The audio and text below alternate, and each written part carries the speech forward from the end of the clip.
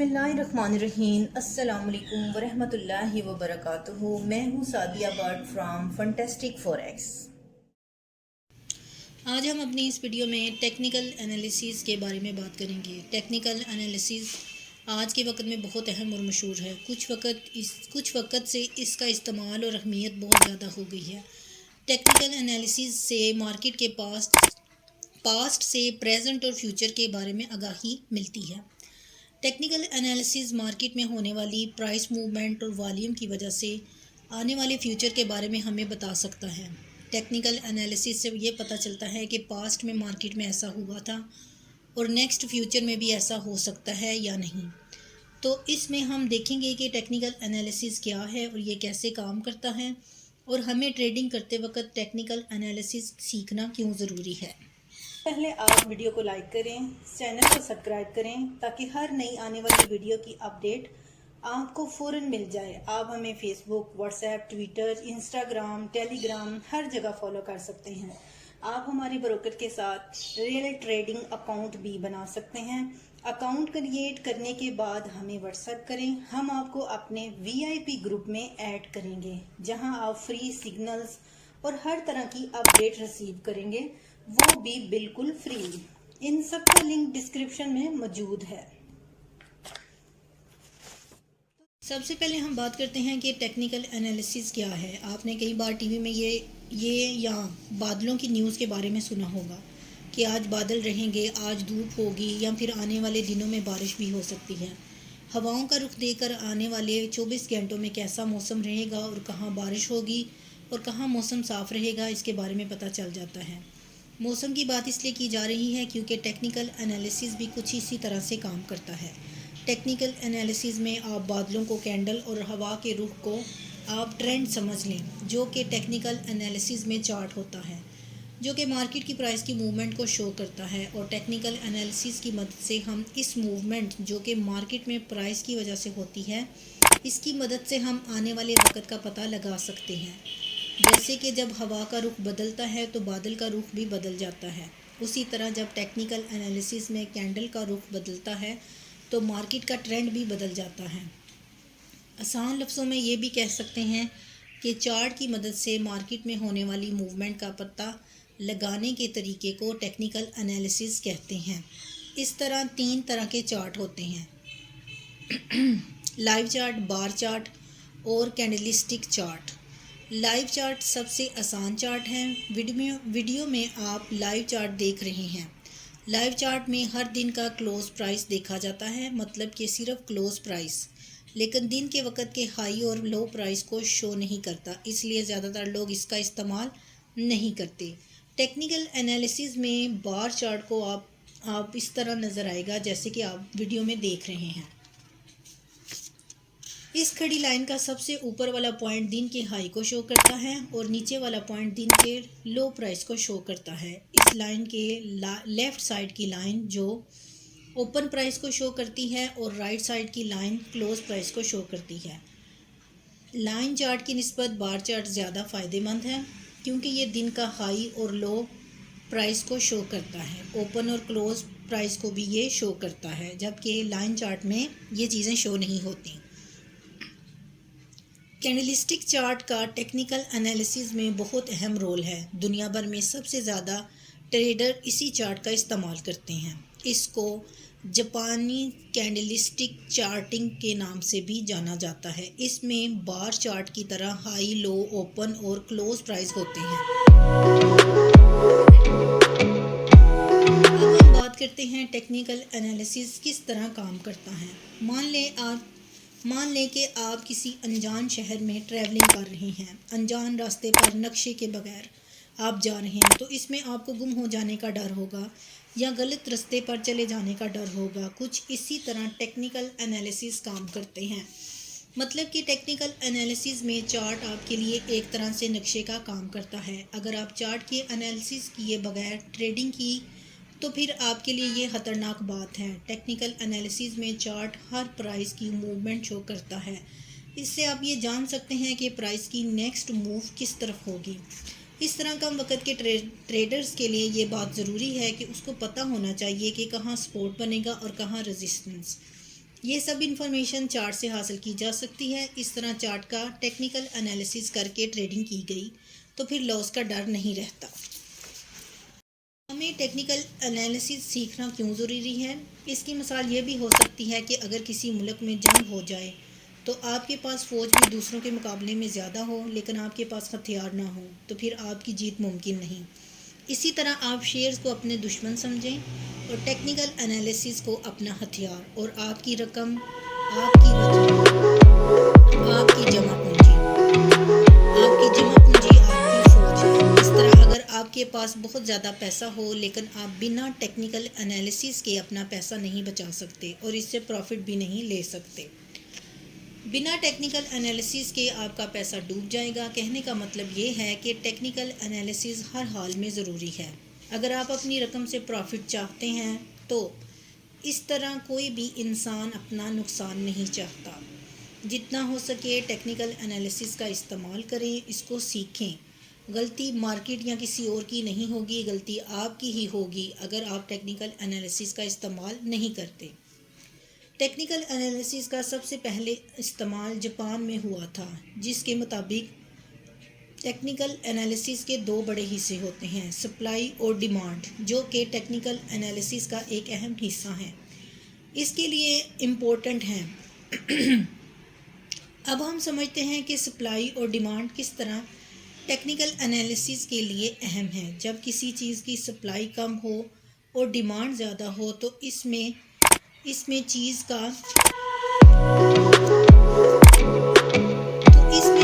भाव बढ़ता है। इसको हम अप ट्रेंड कहते हैं, यानी कि बाय का ट्रेंड। और अगर किसी चीज़ की सप्लाई ज़्यादा हो और डिमांड कम हो तो इस तरह इस चीज़ का भाव कम होता है। इसको हम डाउन ट्रेंड कहते हैं, यानी कि सेल का ट्रेंड।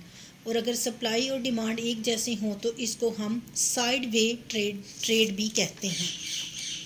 टेक्निकल एनालिसिस में तीन अहम बड़े तरीके होते हैं जिनकी मदद से टेक्निकल एनालिसिस किया जाता है। First, candlestick pattern, chart pattern और टेक्निकल इंडिकेटर्स।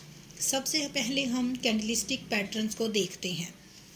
इसका इस्तेमाल सबसे पहले जापान में किया गया। जापान में 1700 सेंचुरी में एक रिच ट्रेडर मोनोसिना हुमा ने यह देखा कि कीमत अपनी मर्ज़ी से नहीं चलती, कीमतों में एक पैटर्न होता है जो कोई समझ नहीं सका। वो हर रोज़ कीमत को लिखकर उनके बारे में सोचने लगे। कुछ वक़्त के बाद वो इस रिज़ल्ट पर पहुँचे कि कीमतें सचमुच एक पैटर्न के मुताबिक चलती हैं, जो कि वो डेली की कीमतों से अंदाज़ा लगा रहे थे। इस तरह उन्होंने एक चार्ट की इजाद की जिसको कैंडलस्टिक चार्टिंग का नाम दिया गया। स्टार्ट में दो तरह की कैंडल्स का इस्तेमाल किया गया, बुलिश कैंडल और बेरिश कैंडल। बुलिश कैंडल जो कि बाय के ट्रेंड को शो करती है और बेरिश कैंडल जो कि सेल के ट्रेंड को शो करती है। इस रिच ट्रेडर्स ने कैंडलस्टिक का नाम मोमबत्ती पर रखा क्योंकि उनके मुताबिक कैंडलस्टिक मोमबत्ती की तरह ही नज़र आती हैं। तब उन्होंने कैंडल्स को दो रंग दिए, बुलिश कैंडल को सफ़ेद और बेरिश कैंडल को ब्लैक कलर दिया। शतरंज की चीटियों पर रखा गया था इनका रंग, क्योंकि उनके मुताबिक उस वक़्त शतरंज का जो कलर बेसिक कलर था वो सफ़ेद और काला था, जो आज के वक़्त में भी यही है। इसकी इजाद के बाद ये बहुत ज़्यादा फ़ायदे में रहे, इसलिए इनको फादर ऑफ कैंडलस्टिक भी कहा जाता है। कुछ बेसिक कैंडलस्टिक पैटर्न की बात करते हैं। Harami pattern, engulfing pattern, 3 white soldier, 3 black crows. अब हम बात करते हैं कि चार्ट पैटर्न की। कैंडलस्टिक की इजाद के बाद इसी रिच ट्रेडर ने मोनासिना हुमा ने कैंडलस्टिक चार्ट पैटर्न की इजाद की। कैंडलस्टिक पैटर्न से ही बनते हैं, इसमें कोई एक कैंडल नहीं होती। यहाँ कई कैंडल्स मिलकर चार्ट पैटर्न बनाती हैं, जिनको हम ऊपर जाने वाली कैंडल्स को अप ट्रेंड और नीचे आने वाली कैंडल्स को डाउन ट्रेंड कहते हैं। कैंडलस्टिक चार्ट पैटर्न में ना तो कैंडल्स का कोई रुख होता है और ना ही किसी वक्त की बात होती है। मतलब कि कैंडलस्टिक चार्ट पैटर्न एक महीने में बन सकता है, 6 मंथ में बन सकता है, या फिर कई सालों में भी एक पैटर्न बन सकता है। चार्ट के पैटर्न से मार्केट का रुख किस तरफ जा सकता है ये पता चल जाता है या इशारा मिलता है। चार्ट पैटर्न के बाद मार्केट अप ट्रेंड होता है या फिर सेल ट्रेंड। टेक्निकल एनालिसिस में दो तरीकों के चार्ट पैटर्न होते हैं, रिवर्सल चार्ट पैटर्न और continuation chart pattern. Reversal chart pattern जब तैयार होता है तो मार्केट में बाय या सेल के ट्रेंड के बाद मार्केट में रिवर्सल होने का पैगाम मिलता है। जैसे कि अगर मार्केट में बाय का ट्रेंड था और बेरिश रिवर्सल चार्ट पैटर्न बने तो सेल के ट्रेंड का पैगाम मिलता है, और इसी तरह अगर मार्केट में सेल का ट्रेंड था और अगर बुलिश रिवर्सल चार्ट पैटर्न बने तो बाय के ट्रेंड का पैगाम मिलता है। हमेशा इस बात का ध्यान रखना चाहिए कि दूसरे टेक्निकल टूल्स को भी साथ लेकर चलें, जैसे कि वॉल्यूम, MACD, RSI। कुछ रिवर्सल चार्ट पैटर्न ये हैं, head and shoulder chart pattern, rising wedge, falling wedge, double top, double bottom, rounding bottom. अब हम बात करते हैं दूसरे चार्ट पैटर्न की। ये इस चार्ट पैटर्न में ट्रेंड को जारी रहने का पैगाम देते हैं।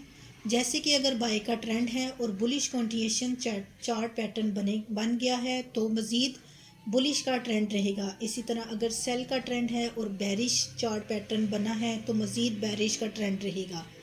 ये पैगाम मिलता है। कुछ जारी रहने वाले चार्ट पैटर्न ये हैं, triangle chart pattern, symmetrical triangle, ascending triangle, descending triangle, flag, price channel, cup and handle chart pattern. Technical analysis में चार्ट पैटर्न की मदद से वो लोग ट्रेडिंग करते हैं जो लॉन्ग टर्म इन्वेस्टमेंट करते हैं, जिनका नज़रिया मार्केट में कुछ अरसे तक स्टे करना होता है। चार्ट पैटर्न का इस्तेमाल लॉन्ग टर्म के लिए किया जाता है। आप ये समझ जाते हैं कि आपने सब कुछ सीख लिया है और अब टाइम टू एक्शन का वक्त है, तब आप ये सोच लें कि आपकी रकम ही आपकी सारी पूंजी है, इसलिए आपको प्रॉपर तरीके का इस्तेमाल आना चाहिए।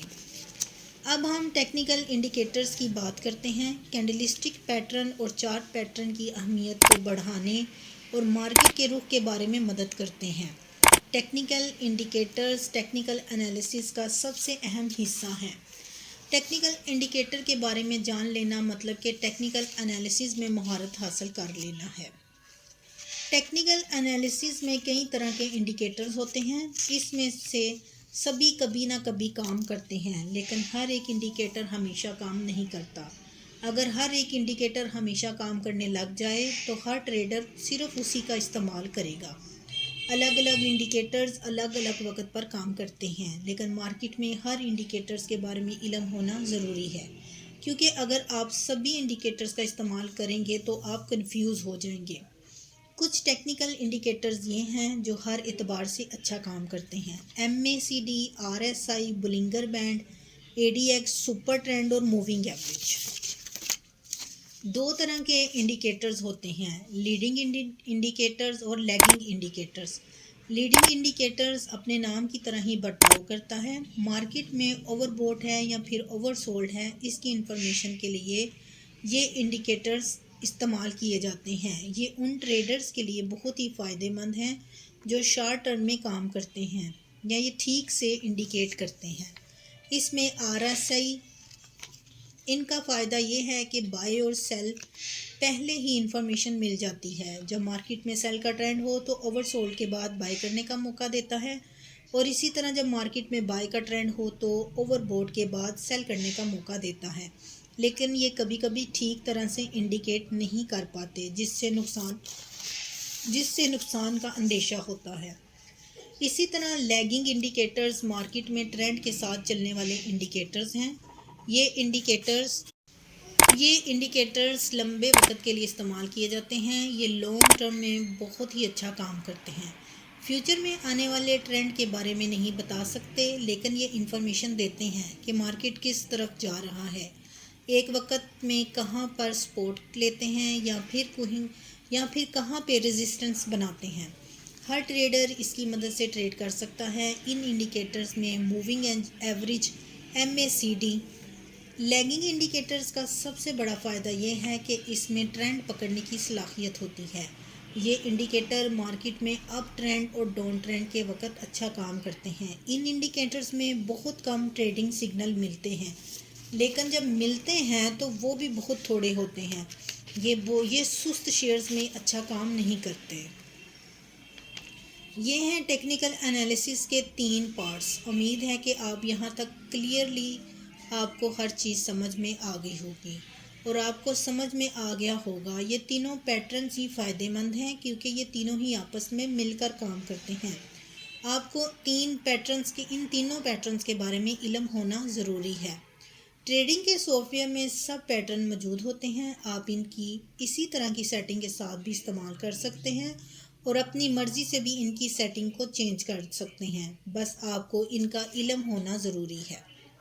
टेक्निकल एनालिसिस पूरा सिस्टम मैकेनिकल बना होता है। टेक्निकल एनालिसिस ट्रेडर्स को ट्रेडिंग करने में इनकी मदद करते हैं। इस तरह मार्केट में होने वाली हरकत का पहले ही अंदाज़ा लगाया जा सकता है। कंपनियों के फंडामेंटल एनालिसिस का अंदाज़ा किया जाता है। आजकल टेक्निकल एनालिसिस का इस्तेमाल करना बहुत आसान हो गया है, क्योंकि हर एक के पास कंप्यूटर और लैपटॉप मौजूद है। टेक्निकल एनालिसिस का इस्तेमाल करके ट्रेडिंग करना अच्छा समझा जाता है, क्योंकि इसमें आप स्टॉप लॉस का इस्तेमाल करके अच्छा प्रॉफिट ले सकते हैं। इसका सबसे बड़ा फ़ायदा ये है कि अगर स्टॉप लॉस का इस्तेमाल करके अगर आपको नुकसान होता है तो वो बहुत कम होता है।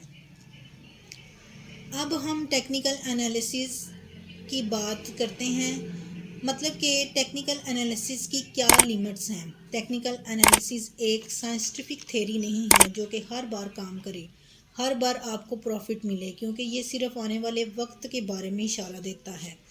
टेक्निकल एनालिसिस कितना अच्छा काम करता है, इसके लिए ट्रेडर्स को लगातार इसकी ट्रेडिंग पर नज़र रखनी होती है।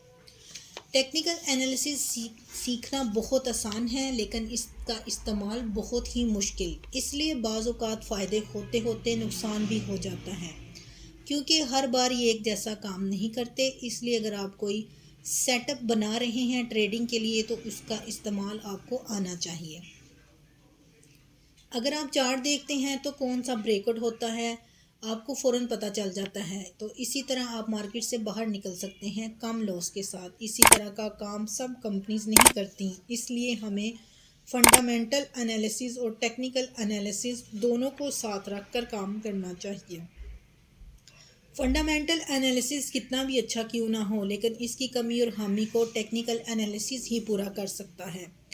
मार्केट में अप या डाउन, सपोर्ट्स और रेजिस्टेंस, ब्रेकआउट, ये सब चीज़ें आप टेक्निकल एनालिसिस की मदद से ही जान सकते हैं।